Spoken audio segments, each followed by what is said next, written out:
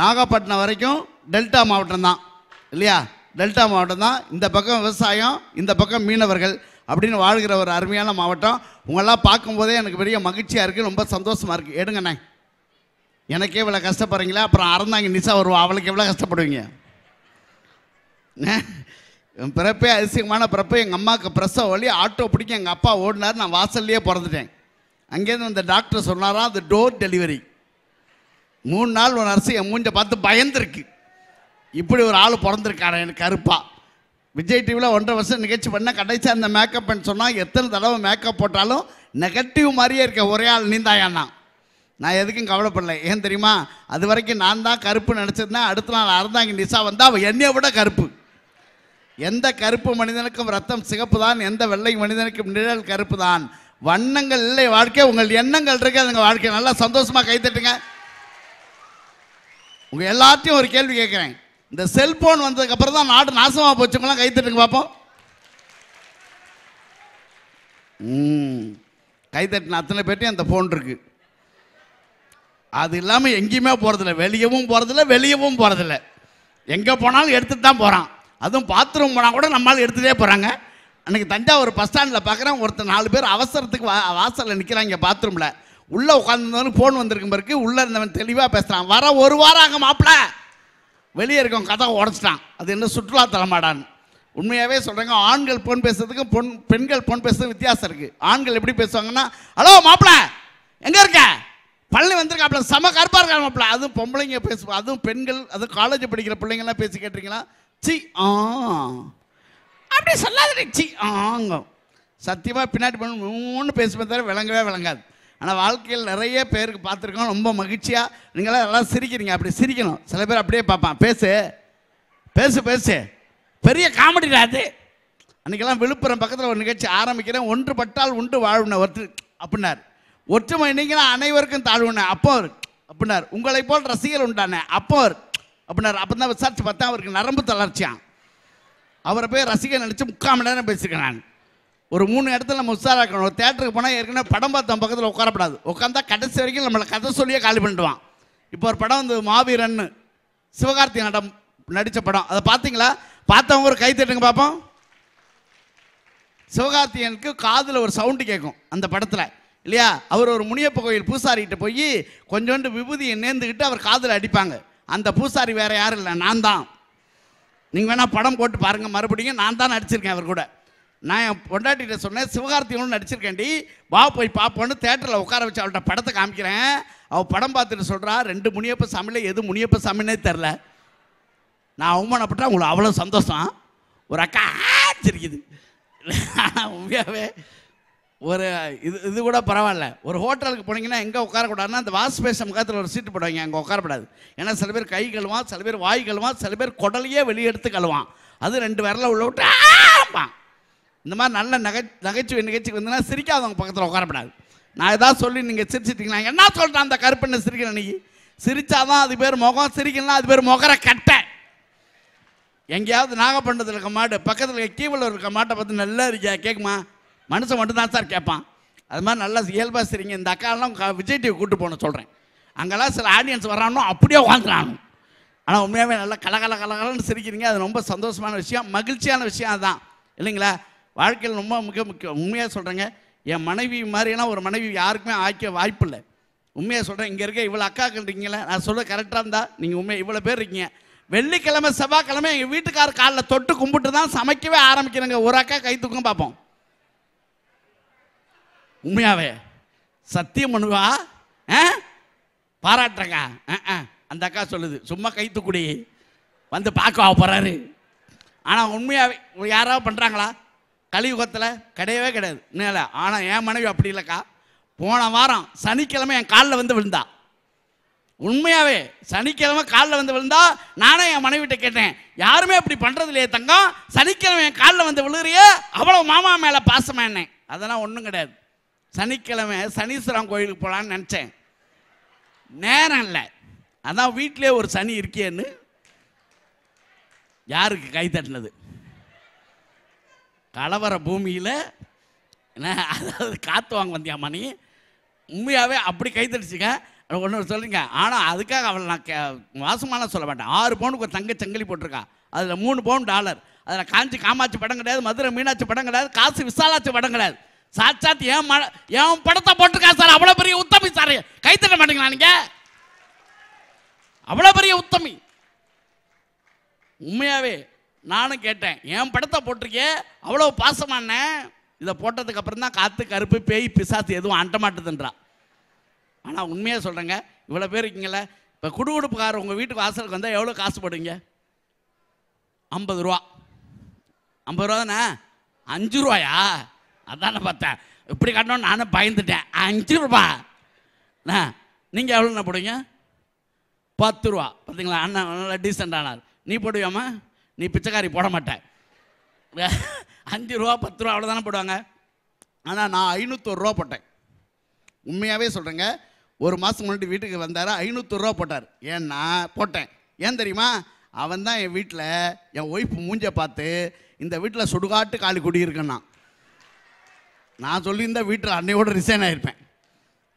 வாழ்க்கையில் நிறைய விஷயங்கள் இருக்கும். நான் ஒன்றே ஒன்று சொல்கிறேன், எல்லாருக்குமே நகைச்சுவை உணர்வு உண்டு இல்லைங்களா? இப்போ நமக்கு தான் நகைச்சுவை உணர்வு இருக்குன்னு நினச்சிடாதீங்க. எல்லாருக்குமே இந்த காமெடி சென்ஸ் உண்டு. பேரறிஞர் அண்ணாவுக்கு காமெடி சென்ஸ் உண்டு இல்லைங்களா? பேரறிஞர் அண்ணா வந்து ஒரு சட்டமன்றத்தில் பேசிகிட்டு இருந்தாராம். பேசிகிட்டு இருக்கும்போது அவர் எதிர்கட்சிக்காரராக பாராட்டியிருக்கார். சுப்பிரமணியம் எதிர்கட்சிக்காரராக பாராட்டியிருக்கார். சிஎஸ்னுடைய பேச்சு இன்றைக்கு இயேசுவின் மலை பிரசங்கம் போல் அவ்வளோ அழகாக இருந்ததுனாராம். சிஎஸ் உடனே எந்திரிச்சு, இயேசுவை சிலுவையில் அறைந்தது போல் என்னையும் அறைந்து விடாதீங்கன்றிருக்கார். உடனே அண்ணா எந்திரிச்சு சொன்னாராம், இயேசுவை சிலுவையில் அறைந்தவர்கள் எதிர்கட்சிக்காரர்கள் அல்ல, கூடவே இருந்தவர்கள் தான்னாராம். எப்படி போட்டிருக்காரு பார்த்தீங்களா? அதெல்லாம் அந்த அறிவு புலமை ரொம்ப அழகாக. கலைஞர்கிட்ட நகைச்சுவை இருந்திருக்கு. அவர் ரொம்ப அட்டகாசமான மனுஷன். அவர் ஒரு முறை சட்டமன்றத்தில் பேசிகிட்டு இருக்கும்போது தூத்துக்குடியில் முத்தெடுக்கிறத பற்றி பேசியிருக்கார். அப்போ நான் காளிமுத்து ஐயாவை காளிமுத்து இருந்தார்ல, அவர் எந்திரிச்சு, தூத்துக்குடியில் அரும்பாடுபட்டு முத்தெடுக்கிறார்கள் என்ன, ஆனால் திமுக நஷ்டக்கணக்கே காட்டுகிறதுன்னு சொன்னாராம். உடனே கலைஞர் சொன்னாராம், தூத்துக்குடியில் அரும்பாடுபட்டு முத்தெடுக்கிறார்கள், நல்ல முத்தாக வரும் என்று தான் எடுக்கிறார்கள், அது என்னவோ காளி முத்தாகவே வருதுன்னாராம். எப்படி சொன்னார் பார்த்தீங்களா? உடனே பதில் சொல்கிற ஆற்றல் வந்து எல்லாருக்கும் வராது இல்லைங்களா? அது சில பேர். கிருபானந்த வாரியாருக்கு, அவருக்கு ஐயாவுக்கு நகைச்சுவை மாதிரிலாம் வேற. அவர் வந்து எப்பவுமே விபூதி பூசுவார் இல்லையா? ஐயா விபூதி பூசும்போது ஒரு 4 பசங்க கிண்டல் பண்ணியிருக்காங்க. கிண்டல் பண்ணோடனே, வாங்க ஐயா, நாகையார் ஐயா வாங்க வாங்க உட்காருங்க. அதான் விபூதி பூசிருக்கோன்னே அப்போ ஒரு 4 பேர் வந்து கிண்டல் பண்ணியிருக்காங்க. வந்து பசங்கள்லாம் சின்ன பசங்க கிண்டல் பண்ணுவாங்கள்ல, பாருங்களா பெருசு வெள்ளை அடிச்சிருக்கு அப்படின்னு ஒருத்தன் கிண்டல் பண்ணியிருக்கான். அப்போ அவர் ஐயா சொன்னாராம், வாழ்கிற வீட்டுக்கு தான்ப்பா வெள்ளை அடிப்பாங்க, குட்டி சோத்துக்கெல்லாம் அடிக்க மாட்டாங்கன்றிருக்காரு. உடனே பதில் சொல்கிற ஆற்றல் வந்து ஐயாவுக்கு இருந்திருக்காரு. அது மாதிரி நிறைய பேருக்கு இந்த மாதிரி நகைச்சுவை உணர்வு உண்டு. வின்சன் சர்ச்சில், அவருக்கு நகைச்சுவை உணர்வு இருந்திருக்கு. அவர் வந்து ஒரு மென்டல் ஹாஸ்பிட்டலுக்கு வந்திருக்காரு. ஒரு ஊழியர் ஓடி வந்து, ஐயா நீங்கள் யார் அப்படின்னு கேட்டிருக்காரு. நான் தான் வின்சன் சர்ச்சில், இங்கிலாந்து பிரைம் மினிஸ்டர் அப்படின்ட்டு இருக்காரு. நானும் வந்த புதுசில் அப்படி தான் சார் சொன்னேன், போ சரியாக போயிருங்கன்றான் அவன். அவரையே மெண்டலாக நினச்சிருக்காங்க. இப்போ வாழ்க்கையில் சில பேருக்கு நகைச்சுவை உணர்வு அப்படி இருக்கிற ஆட்கள் இருப்பாங்க. அதனால் வாழ்க்கையில் வந்து எல்லாருக்குமே நகைச்சுவை உணர்வு அதிகமாக இருக்கும். அதனால் என் கூட சண்டை போடுறதுக்கு ஒரு பொண்ணு வந்திருக்கு இங்கே. இப்போ எப்படின்னா யோகதர்ஷினி ஒரு பொண்ணு வந்திருக்காங்க. என்ன அறந்தாங்க நிஷாவோட பார்த்துருப்பீங்க. யோகதர்ஷினி அவர்களை உங்கள் பலத்த கரவசங்கள் வந்து அழைக்கிறேன், வாங்க. ஏங்க எப்படியாப்பட்ட ஒரு ஊர், அருமையான ஒரு ஊரும். அதுவும் நான் பார்த்தீங்கன்னா பக்கத்தில் காரைக்கால் தான். நான் நாகப்பட்டினம் மாவட்டத்தில் பிறந்தேன். இங்கே பிறந்து என்ன செய்ய, இங்க பிறந்து என்ன செய்ய, இந்த ஊரோட பெருமை பத்தி உங்களுக்கு தெரியுமா? நாகை மாவட்டத்தோட பெருமையை 3 வரியில இப்ப நான் சொல்லுவேன். எப்படி எல்லாம் கை தட்டுறாங்கன்னு பாப்போமா? ரெடியாங்க? உண்மையா கை தட்டினா போதும், சரியா? காசால படி அளந்தா கை 2 போதாதுன்னு, காசால படி அளந்தா கை 2 போதாதுன்னு, நெல்லால படி அளந்தா நேரம் கொஞ்சம் ஆகும்னு வந்தவங்களுக்கு வயிறார சோறு போடக்கூடிய ஒரு சொர்க்க பூமி தான் நாகை மாவட்டம்னு சொன்னாக்கா, வந்தவங்களுக்கு அவங்க வயிறார சோறு போடுவாங்க. நீ காரைக்கால் வந்து பிச்சை எடுக்க வந்தியா? ஓய், நான் ஏன் பிச்சை எடுக்கணும்? வந்திருக்கான் பாரு பிரபாகரன். இதெல்லாம் ஒரு பிறப்பா? உன் பேரு பிரபா. சிட்டவும் உட்கார். நல்லா புள்ளைய பேக்க சொன்னா ஊசி பேத்து வச்சிருக்காங்க அவங்க அம்மா. சோறு போடுவாங்களா இல்லையா? அவனோட சொல்லக்கூடாது. நீ என்ன பெரிய அப்படியே பெரிய என்ன டபுள் டக்கராவா இருக்கேன்? அவனோட 5 கிலோ வாச்சு கூட இருப்பேன் நான். சான்ஸே இல்லை. நல்ல ஒரு அருமையான ஒரு வாய்ப்பு, அற்புதமான ஒரு புத்தக திருவிழால பேசக்கூடிய அற்புதமான ஒரு வாய்ப்பை கொடுத்த அத்துறை நல்லுள்ளங்களுக்கும் நன்றி கலந்த ஒரு வணக்கத்தை சொல்லிட்டு, எங்க பட்டிமண்டபத்துடைய நாகையார்னு சொல்லக்கூடிய எங்களுடைய அண்ணன் நாகை நாகராஜன் அவர்களுக்கு இந்த நேரத்துல ஒரு நன்றி கலந்த ஒரு வணக்கம் சொல்லிட்டு அவருக்காக நல்ல ஒரு கைத்தட்டல் கொடுங்க. அடுத்து பட்டிமன்றத்தை ஆரம்பிப்பாங்க. அதாவது என்னுடைய பெருமையை பத்தி இந்த உலகத்துக்கு பறைசாட்டின ஒரே பெருமை எங்க அண்ணனுக்கு மட்டும்தான் சேரும். அதான் சொல்லுவீங்கல்ல, நான் எவ்வளவு ராசியான ஒரு பொண்ணு. ஆமா ஆமா. அந்த ராசியை முதல்ல இந்த உலகத்துக்கு தெரியப்படுத்துறது வந்து அண்ணன் தான். வாங்க வாங்க. ரொம்ப ரொம்ப ராசியான பொண்ணு. ட்ரெயின்ல தான் போவாப்ல. ரொம்ப தட்டாதரா. ஆசிரியர்னு மரியாதை கொடுத்து பேசிட்டு இருக்கேன் பாத்துக்க. சரி சரி, இப்ப என்ன பிரச்சனை உங்களுக்கு இங்க? என்ன பிரச்சனை? எல்லாருக்கும் நீ என் கூட காமெடி பண்ண வந்த. அதாவது கலக்க போதியாரு பழனி சார் மக்களுக்கு 4 காமெடி சொல்லுவாங்க, நல்ல விஷயங்கள் சொல்லுவாங்கன்னு நீங்க கூப்பிட்டா ஏன் முன்னாடி ஒழுங்கா என்ன மதிக்க மாட்டாங்க? ஆமா, வாழ்க்கையில் நடக்கிற காமெடிகளை சொன்னேன். அதாவது சரி, இங்க ஆண்கள் பெண்கள் எல்லாரும் வந்திருக்கீங்கல்ல. ஆமா. இப்ப ஆண்களை பார்த்து கேக்குறேன், யாரெல்லாம் வேணாம் பெண்களை பார்த்து கேக்குறேன், ஆண்கள் பக்கமே நான் வரல, நான் இங்கிட்டு போறேன். யாரெல்லாம் உங்க புருஷனோட பாஸ்போர்ட் சைஸ் போட்டோவை அவங்க மணி பர்ஸ்லயே வச்சிருக்கேங்கிறவங்களா கை தட்டுங்க பாப்போம். அந்த அக்கா சொல்றாங்க, அந்த ஆளு வீட்ல வச்சிருக்கிறது பெருசு. அம்மா அப்படி சொல்லாத. என் மனைவி எல்லாம் 2 போட்டோ வச்சிருக்கா. எதுக்குனே? என் போட்டோவை அவ 2 போட்டோ வச்சிருக்கா. எதுக்கு? லோன் வாங்குறதுக்கு.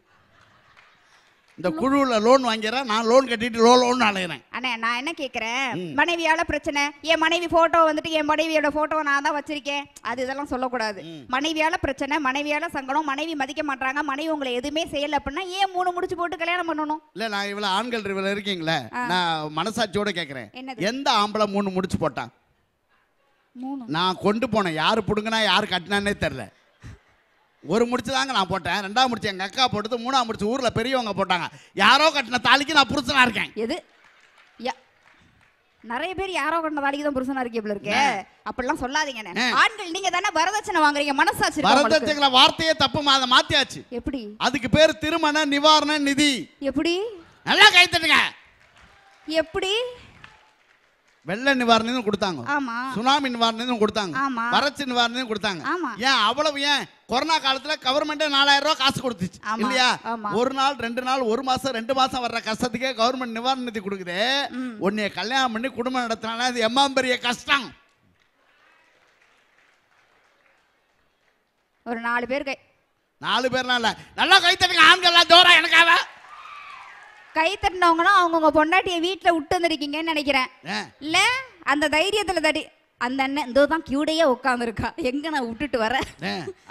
அக்கா யாருமா நீ வந்ததுல இருந்து இவ்வளவு ஹெவியா பெர்ஃபார்மன்ஸ் பண்ணிட்டு இருக்கியாக்கா, எல்லோ கலர் சுடிதார் அப்படியே இருக்கா.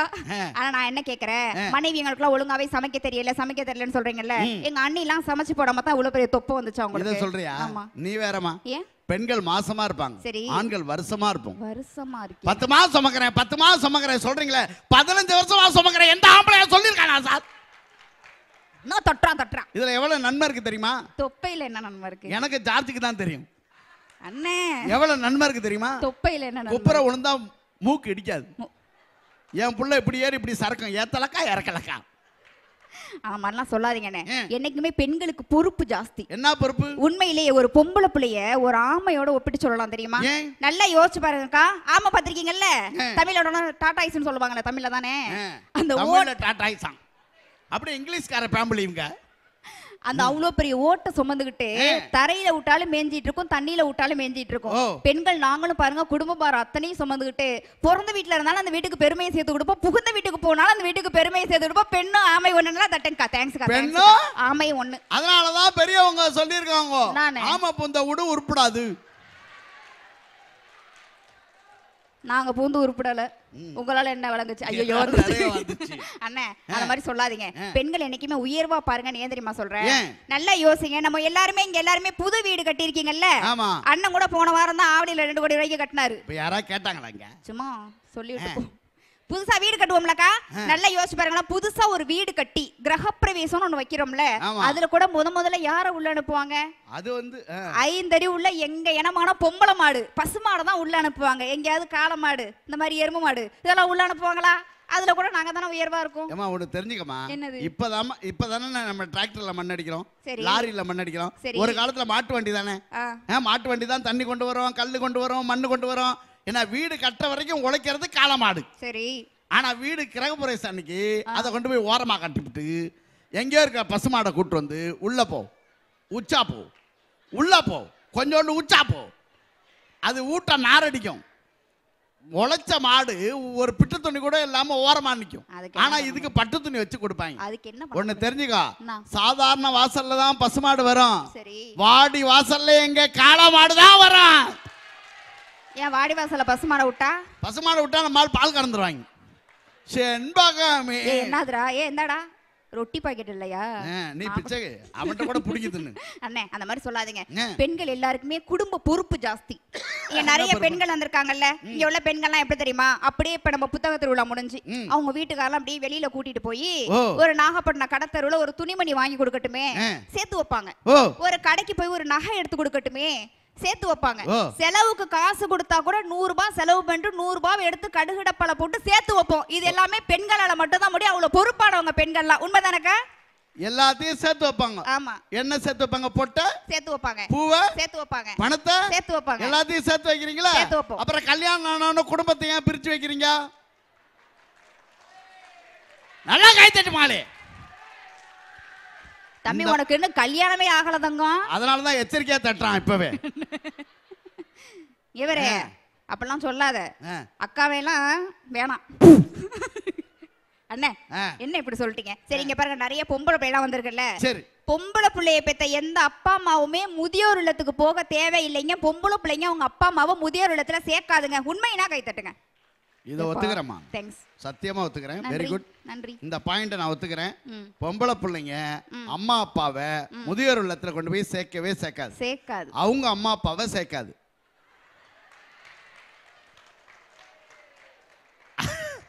அது கல்யாணம் பண்ணி ஒரு வீட்டுக்கு போகுது அவங்க அம்மா அப்பாவை சேர்க்கும். அண்ணே அப்படிலாம் கிடையாதுண்ணே.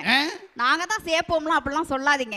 என்னைக்குமே கல்யாணம் பண்ணிட்டு வந்த பிறகு நாங்க தான் உங்களுக்கு பாதுகாப்பு கொடுக்கணும். என்ன பெரிய பாதுகாப்பு? நீங்க என்ன பாதுகாப்பு இல்ல? பெண்கள்லாம் நல்லா யோசிச்சு பாருங்க. இப்ப நம்ம நாகப்பட்டினத்துல இருந்து பக்கத்துல உள்ள நாகூருக்கா இருக்கட்டும், இல்ல இங்க திருவாரூர் கீவலூருக்கா இருக்கட்டும், கல்யாணத்துக்கு முன்னாடி நீங்க மட்டும் தனியா இங்க இருந்து 2 வீலர்ல போனீங்கன்னு வச்சுப்போமே, அந்த இடத்துல நம்ம காவல்துறை அதிகாரிகள் நிக்கிறாங்களா, அவங்கள மாதிரி அங்க நிப்பாங்க. உங்களை மறைச்சு உங்கள்கிட்ட லைசன்ஸ் இருக்கா, ஆர்சி புக் இருக்கா, இன்சூரன்ஸ் இருக்கா, தண்ணி அடிச்சிருக்கீங்களா, ஊதி காட்டுங்க முதல் கொண்டு கேட்பாங்க. அதுவே ஆஃப்டர் மேரேஜ், கல்யாணத்துக்கு பிறகு உங்க மனைவியை பின்னாடி உட்கார வச்சு கூட்டிட்டு போங்க. நம்ம உட்கார்ந்து போனா எந்த போலீஸ்காரங்களாவது அந்த பைக்கை மறைச்சிருக்காங்களா? அப்ப நம்ம தான் இருக்கா பாதுகாப்பே கொடுக்குறோம்? கண்டிப்பா மறைக்க மாட்டாங்க. உண்மையாவே நான் போகும்போது தனியா போனா கேட்பாங்களே தவிர ஒய்ஃபோட போனா கேட்க மாட்டாங்க. நானும் அந்த போலீஸ்காரன் கேட்டேன், ஏன் ஒய்ஃபோட வரும்போது பிடிக்க மாட்டேங்க சார், தனியா வந்தா பிடிக்கிறேங்க. ஏன் ஒய்ஃபோட வந்தா பிடிக்கிறது இல்லை தெரியுமா? அவர் சொன்னாரு, அவன் ஏற்கனவே ஒரு பிரச்சனையோட போறான் தம்பி, நம்ம எதுக்கு தனியா ஒரு பிரச்சனை பண்ணிக்கிட்டு. நாங்க அது இப்படி பிடிச்சிட்டு போவோம், புறம்பாக்கு நிலத்தை வளைச்சு பிடிச்ச மாதிரியே. அன்பு கிடையாது மாமனே, உளுந்தாலும் 2 பேரும் விழணும். அந்த மாதிரிலாம் சொல்லாதீங்க. என்னைக்குமே மனைவியை மதிக்க கத்துக்கங்க. அது இந்த சைடு உள்ள பெண்கள்லாம் பாத்தீங்கன்னு சொன்னாக்கா புருஷனை வந்துட்டு அத்தான் அத்தான்னு கூப்பிடுவாங்க. அத்தான் ஏன் அத்தான்னு கூப்பிடுறோம்? உங்க மேல உள்ள அன்பு பண்பு பாசமா? ஆனா உண்மையிலேயே ஒரே ஒரு விஷயம் மட்டும் சொல்றது, சரியா இருந்தா கை தட்டுங்க. சரியா? இந்த உலகத்திலேயே யாருக்கு தெரியுமா செலவைக்கணும்? நித்தம் குடிச்சிட்டு வந்து போட்டு கொடுமைப்படுத்துறாளே அந்த குடிகாரனே கட்டிக்கிட்டு ஒரு பொம்பளை குடும்பம் நடத்துறா அப்படின்னா அவளுக்கு தான் சிலையே வைக்கணும். உண்மையா இல்லையா?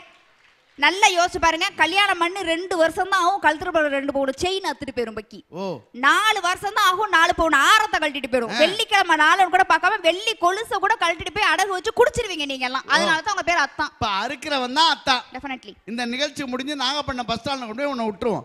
இந்த செயினை அறுத்துட்டான்னு வச்சுக்கோ, அத்தான் அத்தான் அண்ணே அத்தான் அவன் அறுத்தாங்க. என்ன திருட்டு பையன், திருட்டு பையலோட போய் என் புருஷனை கம்பேர் பண்றீங்க நீங்க? அப்பெல்லாம் சொல்லாதீங்க. புருஷன்னா எவ்வளவு முக்கியமானவங்க தெரியுமா? புருஷனுக்கு முதல்ல அர்த்தம் தெரிஞ்சுக்கங்க நீங்க. வாங்க ஐயா. வணக்கம் ஐயா. வணக்கம். வணக்கம் ஐயா. புருஷனுக்கு அர்த்தம் தெரிஞ்சுக்கிட்டு நீங்க எல்லாம் பேசணும். புருஷனா யாருன்னு தெரியுமா? புருஷனா யாருமா? புருஷனுக்கு அர்த்தம் தெரியாதா? தாலி கட்டினவரு. புருஷனுக்கு அர்த்தம் தெரியாம தான் பேராசிரியரா வந்தேல. சொல்லுமா புருஷனா யாரு? நான் சொல்றது சரியா இருந்தா பெண்கள் கை தட்டுங்கக்கா. இதையே ஃபாலோ பண்ணுங்க நீங்கலாம். புருஷனா யாருன்னு தெரியுமா? சன் இருக்குல்ல, சூரியன். அந்த சன் உதிக்கிறதுக்கு முன்னாடி யாரெல்லாம் ப்ரூ காஃபி போண்டு வந்து பொண்டாட்டியை எழுப்புறாங்களோ அவங்க தான் புருஷன்.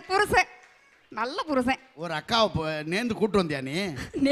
எனக்கு என்னமோ இது ஜிபே பண்ணி நீயே கூட்டு வந்த ஆள் மாதிரி தெரியும். அவங்க உணர்ந்து தட்டுறாங்க. அக்கா நீ என்ன சொன்னாலும் கை தட்டுது. அதனால கேட்கிறேன். புரு காப்பி போட்டு வந்து பொண்டாட்டி எழுப்பணும். பொண்டாட்டி எழுப்புறவர் தான் புருஷன். எஸ். அப்ப வந்து விடிய காலம் 4 மணிக்கு எழுப்பாரா? அப்ப நம்ம ஊர்ல டீ கடைக்காரர் தான் புருஷன். எது? டீ? ஏன் அவர் தான் 4 மணிக்கு விடிய காலம் புறுகாப்பி போடுவாரு. அண்ணே அப்படி சொல்லாதீங்க. ஆண்கள் தியாகியா இல்ல பெண்கள் தியாகியா? ஆண்கள் தாமா தியாகி.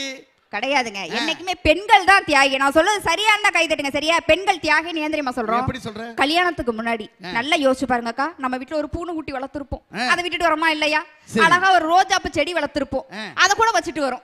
அழகா ஒரு மாமரம் வளர்த்திருப்போம், செல்லமா ஒரு கண்ணுக்குட்டி வளர்த்திருப்போம், அழகா செல்லமா ஒரு நாய்க்குட்டி கூட வளர்த்திருப்போம். அந்த நாய்க்குட்டி எல்லாம் விட்டுட்டு இந்த நாயகன் தான் வேணும்னு எல்லாத்தையும் தியாகம் பண்ணிட்டு உங்களை கட்டிக்கிட்டு வரோமா இல்லையா? நாங்க தானே தியாகி. உண்மையா இல்லையாக்கா? குலதெய்வத்தை கூட விட்டுட்டு வரோம். ஓ, எல்லாத்தையும் விட்டுட்டு வர்றீங்க, அதனால தியாகி. தியாகி நாங்களும் தான் விட்டோம். என்ன விட்டீங்க? கல்யாணம் ஆனதுல அண்ணன் தம்பி உறவை விட்டோம், அக்கா தங்கச்சி உறவை விட்டோம், மானவத்தை விட்டோம், மரியாதை விட்டோம், சூடு விட்டோம், சொர்ணம் விட்டோம், எல்லாத்தையும் விட்டுட்டு தானே வாழ்றான்.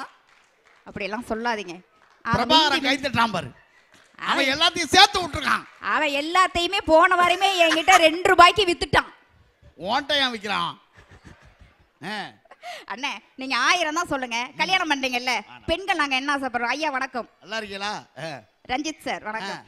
பெண்கள் நாங்க என்ன ஆசைப்படுறோம்? மிஞ்சி மிஞ்சி போனா பெண்கள் நம்ம என்னக்கா ஆசைப்படுவோம்? எங்களுக்கு தங்கம் வாங்கி கொடுக்கக்கூடிய புருஷனை நாங்க எதிர்பார்க்கிறோம். எங்களை தங்கமா தாங்கக்கூடிய புருஷனை தான் நாங்க எதிர்பார்க்கிறோம். இந்த கதையெல்லாம் விடாதுங்க. அச்சய திருதைன்னு ஒண்ணு வருது, ஆம்பளைங்களுக்கு ஆப்பு வைக்கிறது தான்.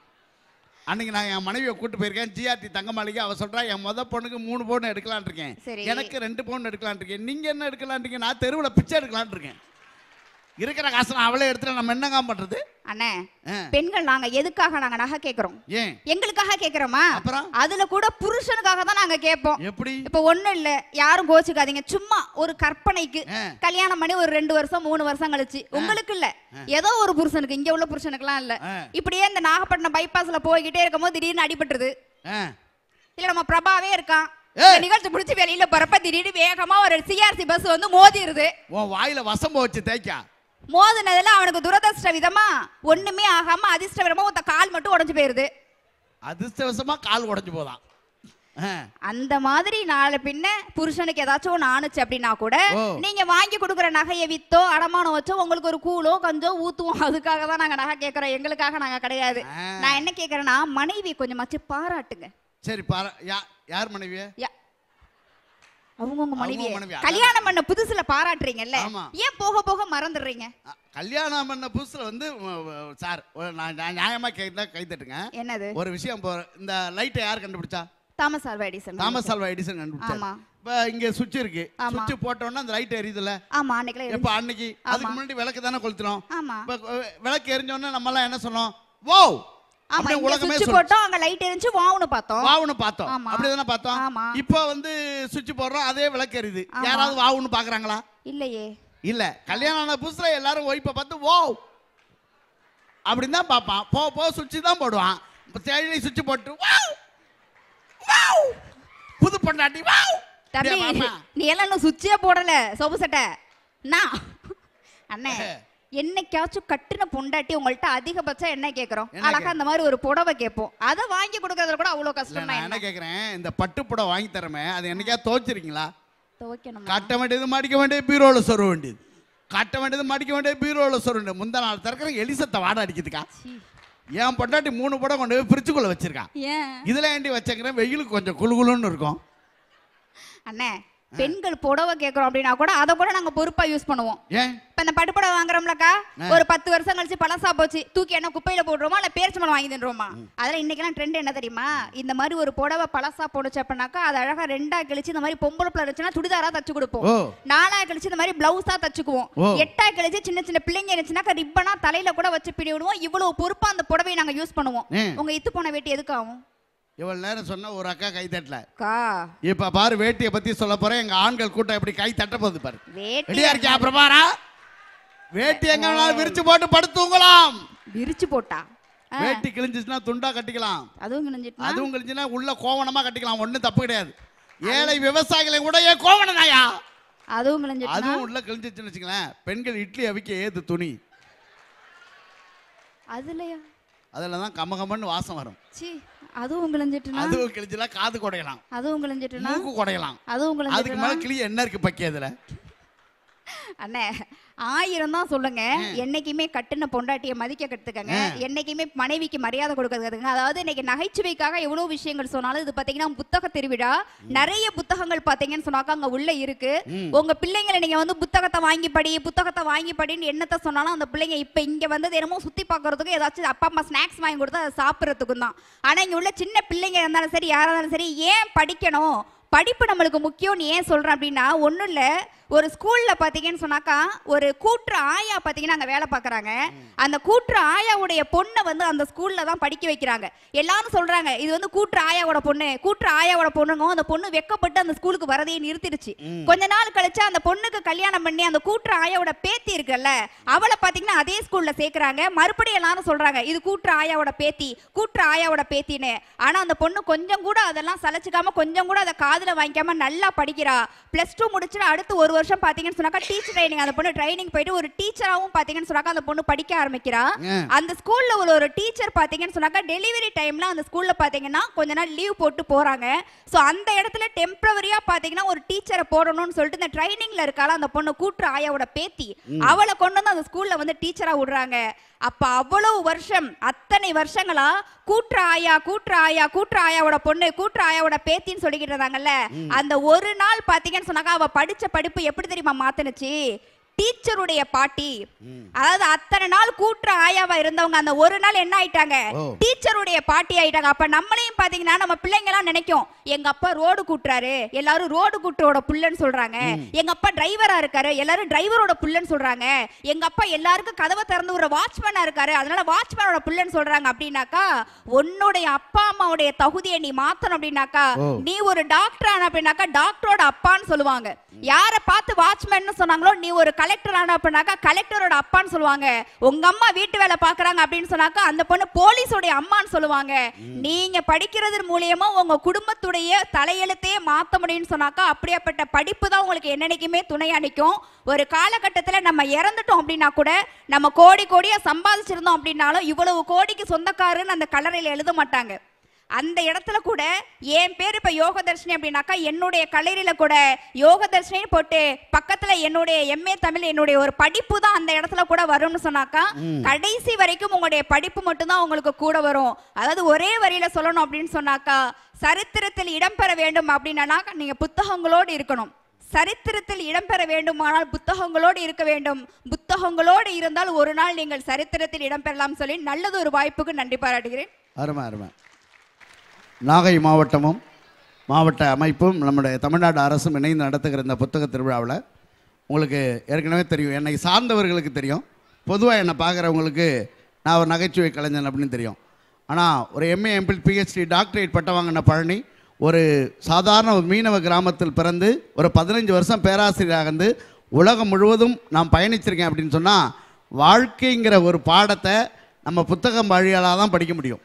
உலகம் முழுவதும் நீங்கள் புத்தகங்களை படிக்கிறப்போ தான் உங்களுடைய அறிவை மேம்படுத்த முடியும். புத்தகம் என்பது சாதாரண விஷயம் இல்லை, உங்களை புரட்டி உங்களுக்கே அடையாளப்படுத்துகிற ஒரு அருமையான நிகழ்வு தான் புத்தகம். அதனால் புத்தகத்தை வாசிக்கிற ஒரு மிகச்சிறந்த வாசிப்பாளனாக நீங்கள் இருக்க வேண்டியது மிக முக்கியமான விஷயம்.